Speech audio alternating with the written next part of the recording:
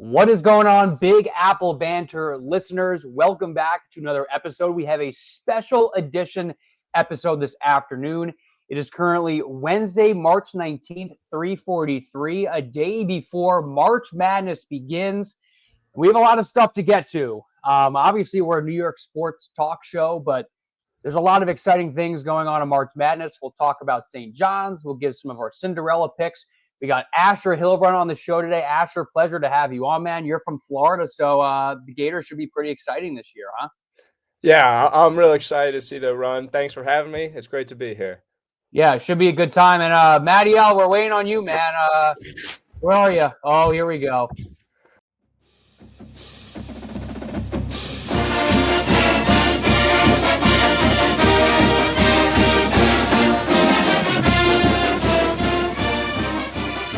And here comes Matty L. Obviously, Matty L and Asher both go to UF. So, boys, Matty L will have you take a seat now. You can take off that ridiculous flag, but no, the flag's here to stay. So, boys, Florida got the 1 seed. They win the SC championship. What's good with the Gators? Like, what's going on with the Gators? Are they going to win the whole thing? Give it to me.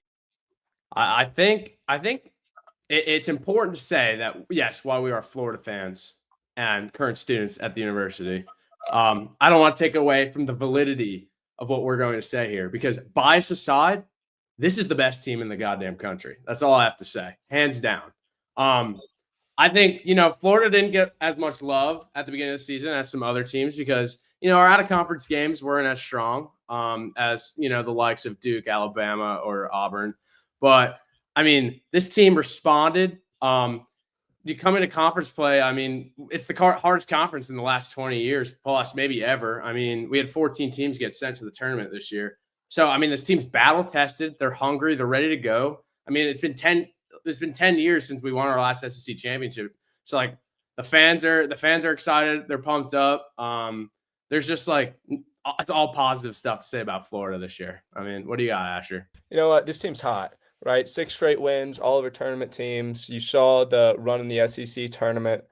This team really has everything, led by consensus first team All-American, Walter Clayton Jr., and Will Richard and Elijah Martin to cap our trio of senior guards. They're old, they're experienced, they're battle-tested, they're ready to go. They don't get rattled.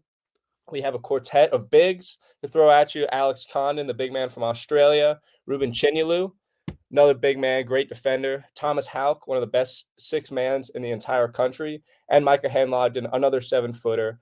This team can score at will. They can defend. They can get out in transition. They can really shoot it. You can win in a lot of different ways. I'm really excited to see what this team can do here in March. Yeah, I'm not going to lie. I'm kind of jealous of you guys. I go to school in Ithaca. We don't exactly have a Division I powerhouse basketball team like you guys. So definitely should be a fun ride. You guys to tune into them. So I guess for the majority of the show, we're not gonna give our entire brackets, but we'll go through each of the 4 regions and kind of talk about some interesting teams, intriguing matchups, and who we think can come out of each region. So we'll get to Florida's region in a little bit, but we'll start with the South region. So the headline of this is obviously Auburn, a dominant team throughout the year. They were towards the top of the rankings for the majority of the season, holding that number 1 spot, but a lot of interesting matchups. So I think the 2 that we should really talk about, and obviously in a March Madness bracket, you're looking to pick upsets, and 2 games that people are really interested in taking upsets is number 5 Michigan versus number 12 UC San Diego, and number 4 Texas A&M, and number 13 Yale. So just to kind of preface, the Michigan-UC San Diego game is a popular one. Michigan turns the ball over a lot, and UC San Diego forces a lot of turnovers. So a lot of people are picking the 12 to upset the 5 here. Asher, I know you got some thoughts on this game. What are your kind of insights for here, and who are you taking? Listen, this is going to be a great matchup. And obviously the opening spread here was pretty jarring. You see Michigan only 2.5-point favorites over UC San Diego.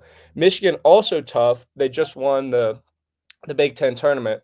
They played all the way up until Sunday. They play Thursday night in Denver, Colorado. So that's a very tough turnaround. Not too far of a trip for UC San Diego. This UC San Diego team is very good, 30-win team. They were great last year. were ineligible to be in the tournament. They would have been a tournament team last year as well.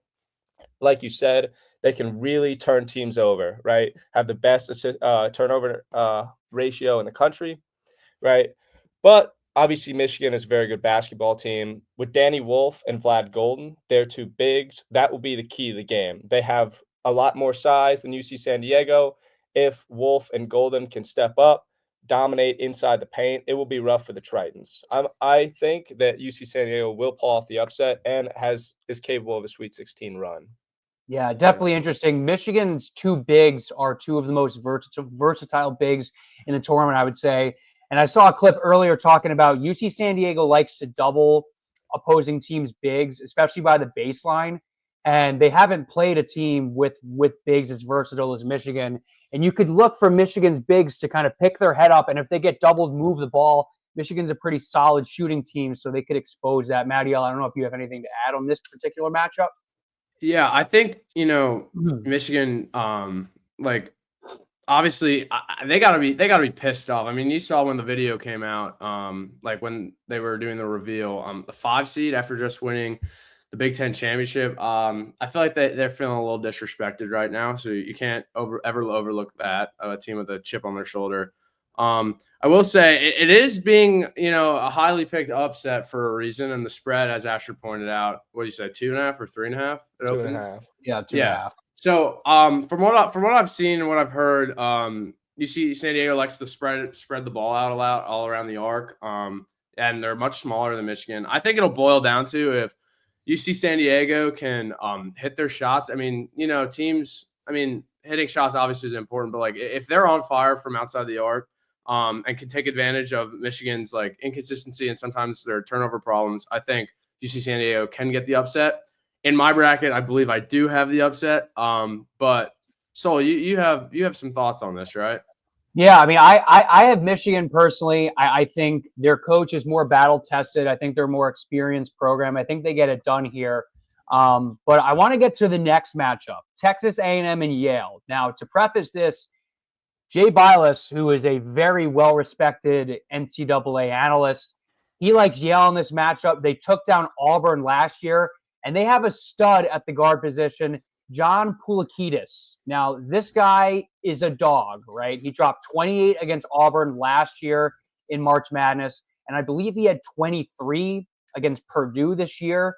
He's a prolific lefty guard who's an incredible three ball. He's averaging 19.2 points per game. And Yale has two other studs. They got Nick Townsend and Bez Mabang, who are each averaging over 13 points. So they got a trio of dangerous players. They dominated the Ivy League. They won a bunch of games in a row.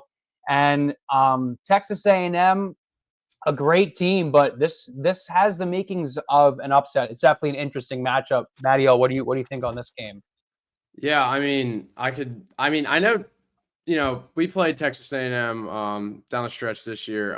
They were going through their struggles. They lost, I believe, 4 or 5 in a row before they got a win on the road against Auburn, which was an impressive win, despite the fact that, Auburn probably might have taken that game off because they had already clinched up the SEC.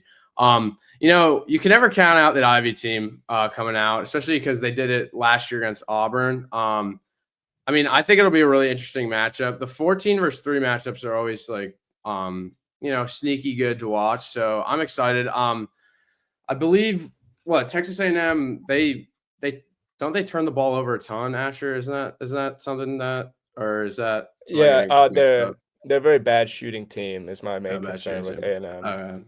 Yeah. But yeah, I think it'll be a good matchup. But what do you got on that, Asher? Yeah, I have Yale winning this game here. They're a very physical team, obviously great team out of the Ivy. We saw them pull off an upset over an SEC team last year against Auburn. And what really concerns me about Texas A&M is their lack of shooting. They shoot 41% from the field, 31% from 3, sub 70% from the free throw line. Wade Taylor IV, their best player. He's been an excellent player for a long time in this league, but he's inefficient. He shoots a lot, doesn't shoot that great from the field. I think if they struggle to shoot and Yale matches their physicality, it could be a rough day for the Aggies. Yeah. So a lot of intriguing teams in the South. Those are the 2 matchups we're most looking forward to. But who do you guys coming out of the South region? You got Auburn, obviously. They're probably the heavy favorite. You got the Tom Izzo-led Michigan State team. Obviously, Iowa State's a great team. Let's hear it. Yeah, I know, everyone. It's a one heavy year this year. I mean, the one seeds were extremely strong this year. So I mean, I have Auburn coming through. I would like to point out one matchup that I think could give them a lot of trouble early on. If Auburn, obviously, they should get past Alabama State, no problem. If Louisville is to beat Creighton, you have Auburn versus a Louisville team that I know it was. The AP poll doesn't really matter now this time of year, but they were a top 10 AP poll team coming the end of the year. They went 18-2 in a weak AACC, but they got disrespected. They're a dangerous team. I thought they'd be seated a lot higher, but the kicker is they're playing in That game would be held in Lexington, which is about an hour from Louisville. So it would be a massive home game for Louisville, I believe. And I think it could be an upset. It's potential. I still think Auburn's too good of a team. They dominated all year. I believe they led the country in quad one wins. I don't see it. I don't see them not getting out. I mean, Michigan State's an interesting one. I would say if they are to go down, it would be in Lexington against Louisville if that was the matchup. But I have Auburn advancing to the Final Four. Yeah, I agree. Same thing as Matt. Auburn's been battle tested. Johnny Broome is too good. They've beaten every and any team, really. And I think the biggest thing when you're going into March Madness is looking at consistency, who's hot at the right time. And Auburn maybe has slowed down a little bit towards the end of the year, but you touched on it before, Matt. They earn their right to the top part of the country in terms of the standings. So maybe taking the foot off the gas a little bit and saving all their juice for NCAA. But Asher, who you got? You're going to see a common theme for me today. I have Auburn going to the Final Four as well. They're the best team in the country. They have they're the number one overall seed for a reason. Well, they've been the best team in the country for the majority of the season. They're the number one overall seed for a reason. They have the best player in the country in Johnny Broome. I will say I'm disappointed that Iowa State is lacking their best player, Keyshawn Gilbert. If he was healthy, I think this region could be different. But I do think Auburn advances through and makes its way to San Antonio. All righty. That is the South region. Now we'll move on to the West. Obviously, your hometown hero, the Florida Gators, are the number one seed in this region. UConn is in here with Dan Hurley and co. You got the Crab Five in Maryland. Missouri Drake is an interesting matchup. Texas Tech, Arkansas, Kansas, and the St. John Johnnies. Here's where the New York and Big Apple banter comes in.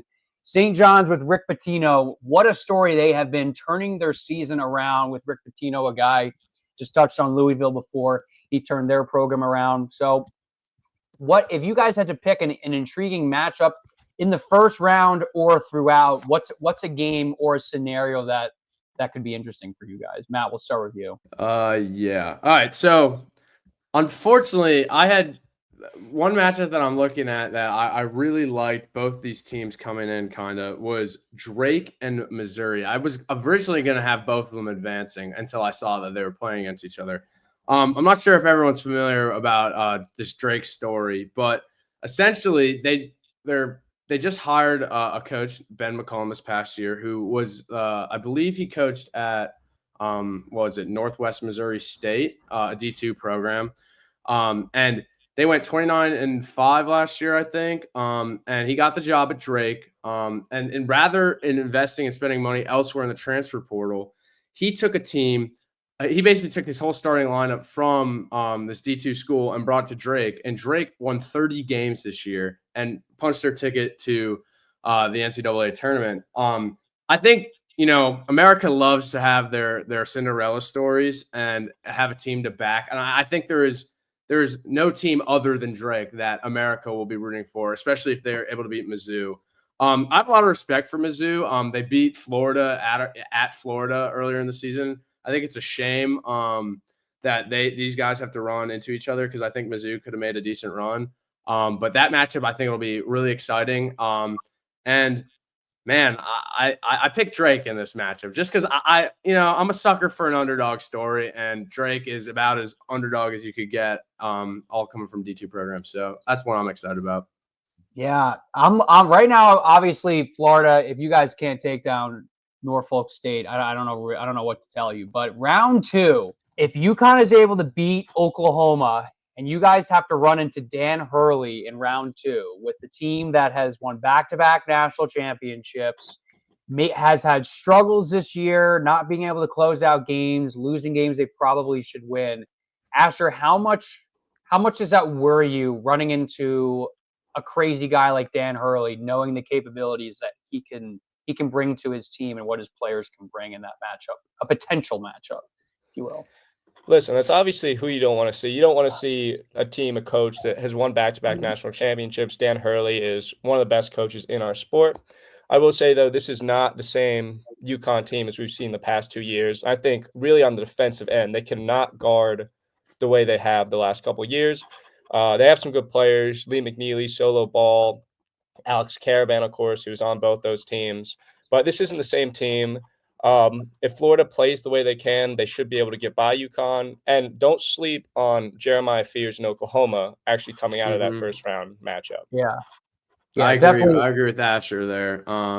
Jeremiah Fears is a scary player. I remember we were working a game this year when Florida played Oklahoma, and there were like 18 NBA scouts in the building, and they weren't here for. I mean, I think they should be, but they weren't here just for the Florida Gators. Jeremiah Fears is a scary player. So you never know. And like, again, I'm riding my theme heading into this is I have a lot of faith in the SEC. I think it was the toughest conference, potentially ever. And I mean, everyone, is in there for a reason. And I mean, I think I have UConn advancing, but look for Oklahoma to be, battling with UConn there and potentially even the upset, like Asher said.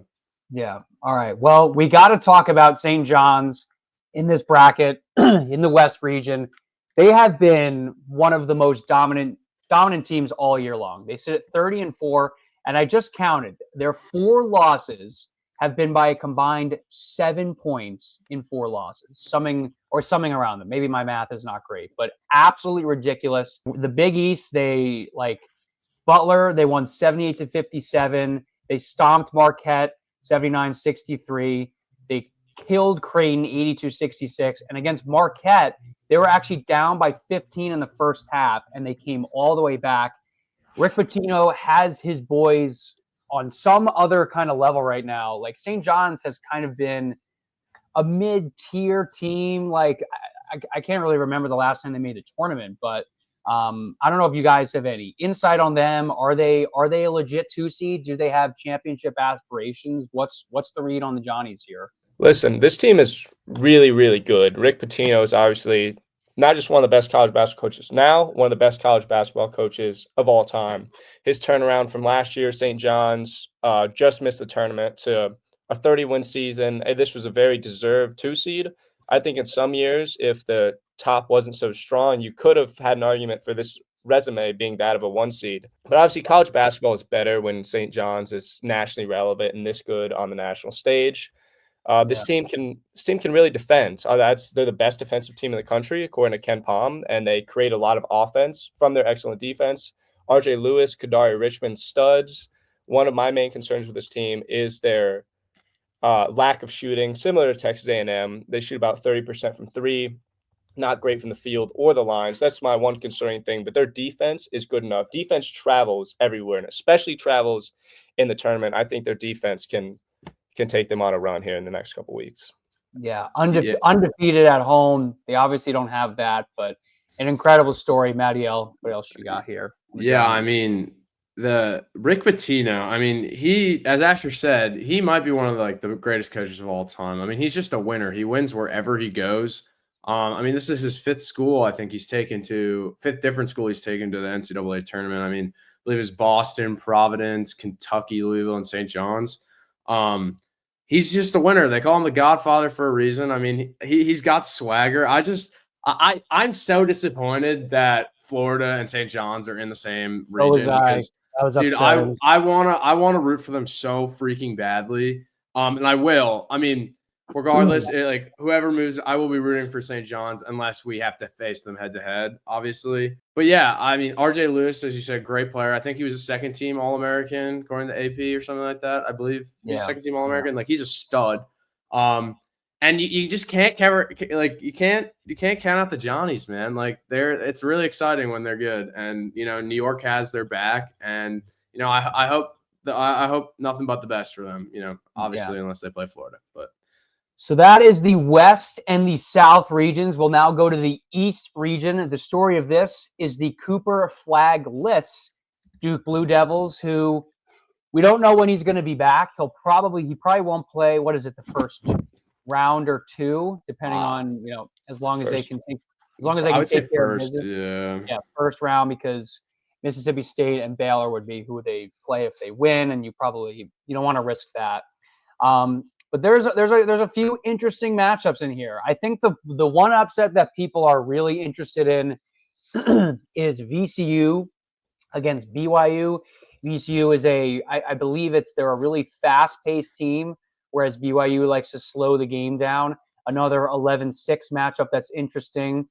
There are some people that are interested in St. Mary's Vanderbilt as a potential upset, but a lot of great teams in this region. Obviously, Duke, Oregon has had a really good year. Arizona, Wisconsin, Alabama. So what are your guys' thoughts here, Asher? Any hot takes? Any Cinderellas here? What are we thinking? I think from top to bottom, this is probably the weakest region out of the four. I think that Duke is the best team by far here. I'm very interested in seeing the BYU-VCU matchup, as you mentioned. Very different teams. VCU presses a lot. They're up. They're in your face all game. BYU can really, really shoot the basketball, and if they get hot, there are not a lot of teams that can beat them because they can really shoot it. So I'm interested to see that matchup, and I think whoever wins that game will beat Wisconsin in the second round. I think Wisconsin is destined for an early exit this year, but don't sleep on Montana in that first round game. I think Wisconsin will win, but I think they have a tough road. I think you'll see chalk throughout this region. I think you'll see Duke and Bama meeting the Elite Eight with the trip to the Final Four on the line. Yeah, makes sense. Yeah, I agree. I agree with Asher. I think Duke, granted, if Cooper Flag comes back and they're still the same team. I mean, like I don't really see a way that it's not Duke Bama come Elite Eight time. But I will say the BYU VCU matchup is super interesting. I've seen a lot of people have either one of those teams making, as Asher pointed, making it to the Sweet 16, getting past Wisconsin. Like both those teams, like again, it's another matchup. Like, yeah, it's a pleasure that we get to watch that in the first round, you know, two good teams going head to head. But it is kind of thing. It's like if they were playing someone else, they both might be able to make a long run, you know? So I think that's a really exciting matchup. St. Mary's Vanderbilt's also really interesting. You know, St. Mary's, they're damn good too. So again, weaker region, but I think there are a few good matchups in there. But I still think, as Asher said, Duke Alabama is what you're looking at come Elite Eight.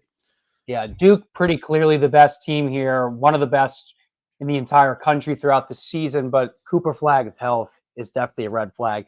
Something we actually forgot to talk about that I had in my notes we forgot to talk about was the play-in game last night. North Carolina absolutely dismissed, a big story, dismantled San Diego State, and they faced Ole Miss in the first round. We're back to the South region now. A lot of controversy surrounding whether or not they should have actually been selected. They had a 1-12 record. And then I believe someone within the UNC organization is also affiliated with the NC. I'm not exactly sure what the exact person is. Do you guys know? Yeah, it's Bubba Cunningham. He's the AD, I believe, at UNC, and he is the chairman on the board. Basically, I believe he's the lead chairman. It should be there, huh? It should be noted there is in his contract $100,000 bonus for North Carolina making the tournament, which wow, that is how that goes. Just a nugget of information, but so UNC barely gets in.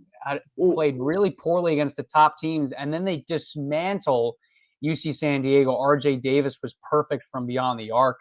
That was a pretty boring game to watch. But what do you guys think here? Controversial pick, and then they prove maybe we should have been in a higher seed. What do you guys think here? Okay, so I think, granted, UNC was playing really well before going into the tournament. They were 8-2 in their last 10 for the conference tournament, I think, or maybe that includes the conference tournament. Anyway, they're playing good basketball. However, they were 1-11 or 1-12 against quad one games. Like by letting UNC into this tournament, you're basically saying, oh, we don't give a flying F about like quad one games. Like it just doesn't matter. Like, and the thing is, like, I saw, experts, but I saw something on Twitter where it was like 111 experts picked like the last four in who they would be. 111 of the 111 chose WVU, which they got really snubbed. Then their coach just dipped to go to Indiana, I think. Yeah. But they got Indiana snubbed. got snubbed. But in comparison, UNC had 27 of 111 experts get them in. I just don't see how this isn't corruption. Like it purely based. Like, yeah, people are saying, yeah, he can't be in the same room as the people making decisions, but he's buddies with all of them. Like, come on, they've been on it for like forever. He's they're all buddy. Yeah. I didn't know it was that much money, but I did know like they all get bonuses for making the tournament. So yeah, Asher, I know you're passionate about this too. Let's hear it. Listen, I'll start this by saying it was a very impressive performance against San Diego State last night. Very impressive win. They did. But how they performed in the tournament, they go to the Final Four run, and it wouldn't matter if they should have gotten it. They should not have gotten in the tournament, and how they perform in the tournament doesn't change that. Their resume was not good enough to get in. They were 1-12 in quad one games. They had one win of the NCAA tournament field, which was back in December against UCLA. They had a quad 3 home loss. They had opportunities, right? They played a tough schedule, yes. But at that point, when you have that many opportunities and you can't cash in, that's not the resume of an NCAA tournament team. Where you look at West Virginia, they had 6 quad one wins. They had 4 wins over the field. They beat Gonzaga on neutral court. They beat Arizona on neutral court. A home win over Iowa State, and they won at Allen Fieldhouse against Kansas, which no matter how Kansas looks, winning in that building is extremely hard. I think West Virginia got robbed here, and I think UNC, they do have all the tools. They have the talent to make a run. They're favored in their game against Ole Miss here, 1.5-point favorites to open. But even still, even if they make a run, I don't think this was a resume that was deserving of being in the field. I feel for West Virginia. But, every year you see this happen. You see teams get screwed. It is what it is. It happens. But it's still unfortunate to see. The name value of UNC probably had too much weight here. But I believe that did play a part as well. They said that they had like crazy, like their statistics were like they use all like the data analytics and other like tools to help you make a decision. And those like favored, I guess, UNC because of their difficult like schedule. But the thing is, wins, you can't. Wins matter. It boils down to that. Like because who are you going to be playing in the NCAA tournament? All teams that are eventually like most of them will be like considered quad one games, like aside from like the first round against like smaller schools. But like my point is, they're big games, they're tough games, and if you're 1-12 in like crunch time, like why do you deserve a shot? Is my thought. Yeah. I also will point out too is it is interesting. The ACC did not get a lot of respect from the committee here. They had 4 teams in the field. Louisville, who many people had on the 5 line, was an 8 seed. You saw the look on Pat Kelsey's face when they got announced as an 8. Clemson was obviously a 5. The ACC did not get a lot of respect, and North Carolina getting in doesn't go with the respect that the ACC got. So I found that interesting as well. Yeah, ACC gets dissed, UNC doesn't. Interesting play there. So I guess we will transition to the final region, the Midwest. Another interesting one. Obviously, you have Houston at the 1 seed. They have kind of been notoriously a struggling 1 seed the past couple of years. I see a lot of people kind of dissing them, maybe taking Gonzaga over them in the second round. Clemson has been a really fun story this year. One of my buddies is a big Clemson fan, and he's been giving me all the updates on that. Obviously, they took down Duke, which was a huge win for them. McNeese is another fun. That's like a tough 12-5 matchup to pick because McNeese is a popular team to pick. You got Kentucky in here, who has really struggled in the NCAA tournament the past couple of years. Tennessee's a big dog, and then UCLA, Utah State, another intriguing 7-10 matchup. Boys, what are the storylines? Who do we got? Give it to me. What's going on in the Midwest? Asher, we'll start with you. Listen, Houston is a great team. They need Juwan Roberts to get healthy, but Houston can wear you down. They can beat you in so many ways. They struggled in the first month of the season, but ever since then, they've been completely lights out. Tennessee, obviously, at the bottom of the bracket. It's very physical. Best defensive team in the SEC. Zakai Ziegler, Chaz Lanier. They have old, experienced guards. I think the top of this region is very strong. Kentucky, obviously, is in a tough spot. Jackson Robinson out for the year. Health of Lamont Butler is in the air. And I think you really can't ignore Gonzaga as the 8 seed. They're a top 10 team on Ken Palm. The metrics has been high on the Zags the entire year. They haven't played up to it until as of late. And if they play up to what the metrics have them as, I think that potential second round game between Houston and Gonzaga could be the best game, one of the best games of the entire tournament in the round of 32. And one more thing, I also think Clemson McNeese is interesting. I think Clemson can make a run in this tournament. I also think McNeese, although very dangerous, their head coach Will Wade has already agreed to become NC State's next head coach. So while he will coach out the tournament, that is interesting that is already out. Terms are agreed on. As soon as McNeese loses, he will be the head coach of North Carolina State Wolfpack. So I think that bodes very well in Clemson's favor, and I'd like to see how that plays out. Locker room drama. Asher, the reporter, breaking shit down. Speaking of some locker room stuff with that McNeese Georgia game, I just got to shout out my boy Amir Khan, the manager. I don't know if you guys have been seeing it on all over social media, but this guy has NIL deals. A student manager for McNeese. He's the guy with the boom box that comes walking with the team. He's funny. He has an NIL deal to be a team manager. I think he has an NIL deal with Tick Pick. He's and then an NIL He's deal. got a Buffalo Wild Wings, Insomnia. I think he's got a couple. Yeah, it's a real deal. I'm pretty sure it's the first ever NIL deal for a student manager. But but my point is if McNeese could beat Clemson, who I personally have Clemson making a deep run in this, in the bracket, just because I thought their win over Duke was so impressive, and I just think they're a quality team. But if McNeese wins. Again, kind of like Drake, look out for America to be on McNeese because they're gonna love the boy Amir Khan. That's all I gotta say. But some other matchups, I look at Kentucky, Troy. I mean, I think Kentucky will handle business, but Kentucky has had their struggles against when they're a top 3 seed in the tournament. 2 years ago against St. Peter's, had them as my champion that year. I remember me and Asher were out at a bar. And instantly regretted my choices. That was the quickest tournament I've ever had. That was the quickest tournament I ever had. Then was it last year against Oakland or was it 2 years ago? I think it was last year against Oakland. Golke. Jack Golke madness. So you never know. You could see Kentucky fall down. Every year's different. Plus they have a new coach this year and no more Calipari. Another thing, I think Tennessee. I have Tennessee making their way out. I have Tennessee making their way out of this region. Sorry. I just think their defense is too good. They have potential player of the year in was it Jermaine Meshack? I mean, I don't think he's very good offensively or at all, but their defense is are they the best defensive team in the country? Best defensive team in the SEC. I think St. John's is up there for at least for the country. Yeah, Karen Kemba. As you said, defense matters in this tournament. I think that'll be big. Zakai Ziegler, hell of a player. If he was on Florida, I'm sure I would love him. I'm playing against him, I hate him. But yeah, what else? What else do I like? Gonzaga, as you said, can make a deep run. I know I was talking about this before with the fellas before I hopped on. In my personal bracket, I have Georgia beating Gonzaga only because I think it's a nice cheeky way to get ahead of some other people because a lot of people have Gonzaga going away, which is not the best ideology when going into this. But again, Georgia was another team that Florida lost to.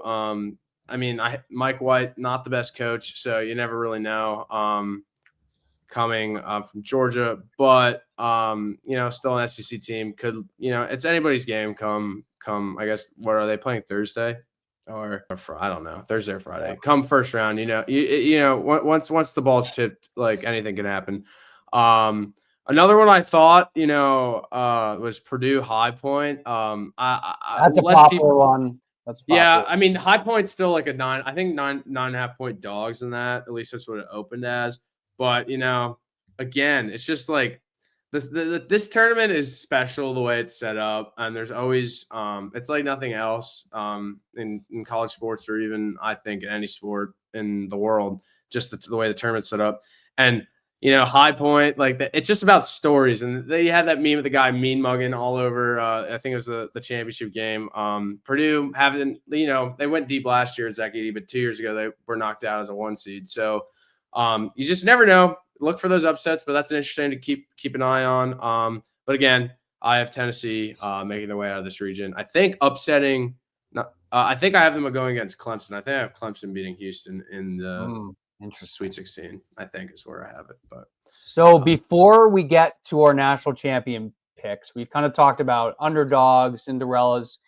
I think each of us should give a team that we feel has a real chance to make noise, like not just a Cinderella make the Sweet 16, but a team that could really contend for a national championship. Maybe that is a high seed, but not receiving enough love. I'll start us off here.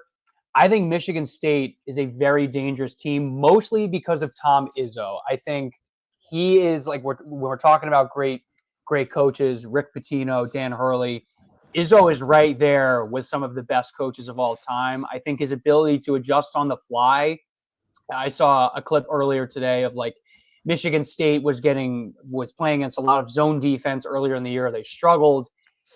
Then Izzo basically dared teams to run zone against him, and Michigan State went on a crazy run. So they're a 2 seed, but I don't think they're receiving nearly enough credit. I think it's because Auburn is just the clear favorite in that region. Michigan State maybe getting disrespect a little bit, but don't be surprised if the Spartans come out. So they're my team that I really think could be a threat. Asher, what about you? Listen, there are 2 teams I like, both out of the West region. I think the West is the toughest region in this tournament. I'll start with the 4 seed Maryland. I think they have a very favorable draw to the Sweet 16.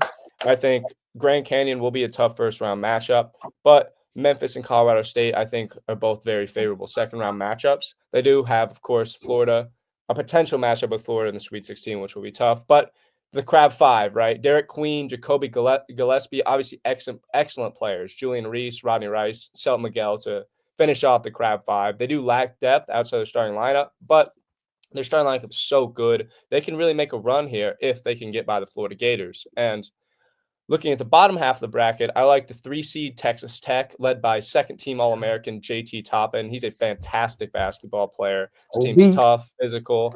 I think in this region, I think we have 4 Final Four caliber teams in Florida, St. John's, Texas Tech, and Maryland. So this region will be a bloodbath. It'll be very interesting to see how this plays out.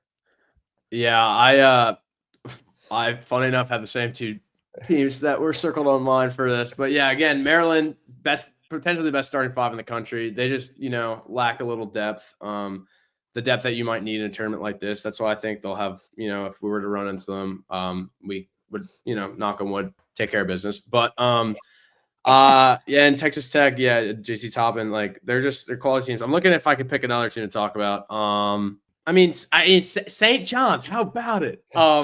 You can't count out Rick Pitino. St. John's. Again, I'm really sad that we're all in the same. The West is loaded. The regions are so unbalanced. Loaded. Duke has. My thing is Duke has such an easy path. They've such a cupcake path. Those 4 teams, I think if you had them in another region, I would be picking any one of them could be in the Final Four. Any one of them could pull off an upset, but they're all 4 in the same region, which is so tough. I thought there was a chance Florida was going to be able to, hop to the number 2 overall seed. But I mean, that's a conversation for another day. But and take Duke's spot, which would have been fine. But we can talk about Final Four now if that's right. All right. Before we wrap it up, we're running out of time here. The free StreamYard streaming service is running out of time here, so we have a couple minutes left. Do you guys both have Florida winning? I have them beating. I have them beating the Duke Blue Devils. I just want to point out that Duke's. Oh, so Asher might touch on this point, but Duke basketball this year is rated one of the top 10 best teams in the last 20 years, according to KenPom. And Florida's also in that. But my thing is they haven't. I wrote this down. Where did I write this down? Duke hasn't played anybody. Duke hasn't played anybody since I believe December 4th or something, like a ranked team since December 4th, aside from their conference tournament. They beat Louisville in the championship. But I mean, they're coming out of such a weak conference in the ACC this year that I just don't think that the Florida Gators will be denied this year. I mean, granted, knock on wood, of course, but be denied. The Florida Gators they are legit, dude. They are absolutely legit. I'm not saying they're not legit. No, I know, but they have 9 guys that can play. They have 4 outstanding guards. I should talk about this: Clayton, Will Richard, Elijah Martin, and Denzel Aberdeen. But Walter Clayton Jr. was Florida's first All-American, I believe, in our history as a program. So this team is legit. I know we're running out of time, so I'll dish it on out. But the Florida Gators are winning the national championship. We can get this guy to shut up. I can't stress enough here how good the 1 seeds are this year. Only once in this tournament's history is all 4 1 seeds made the Final Four. That was 2008. I think this could be the year it happens again. Only 4 teams this century had a plus 35 rating or higher in KenPom. All 4 1 seeds are plus 35 or higher. Auburn, Duke, Florida, and Houston. 2 of the 4 teams had won the national championship. 2001 Duke, 2019 Virginia. You say chalk, but the teams at the top are fantastic this year. These are some of the best college basketball teams we've seen this century. And coming out on top will be the Florida Gators, led by Walter Clayton Jr., one of the best players in the country. Deep, can score, can defend, can really do everything. I've watched this team play a lot. And this team, if they play the way they did this past week, there's nobody who can beat them. But I think this Final Four is going to be very exciting. Yeah, Florida's got a tough path, but unfortunately, I'm going to take the St. John's Johnnies to take down Florida and win the national championship. Rick Pitino, I love this squad. The biggest thing for me is they've lost by 7 points the entire year. I think that's incredible. I think they're hot. They just blew through the Big East like it was nothing. I love this team. I love that they defend. They can score the ball. I think they're hot right now. Florida's a dog. No disrespect to Florida. I think they're incredible. I could very well see them winning. But to keep it New York related, how you doing, Queens, New York? St. John's gets it done with Coach Pitino for the national championship. Guys, we went through a lot today. Appreciate Asher. You man, you know basketball, man. I'm just gonna say that. You are a pro basketball guy. We appreciate you having on. The Matty L signing off as always, and we'll catch you guys in the next episode. Thanks for tuning in. Thanks, guys.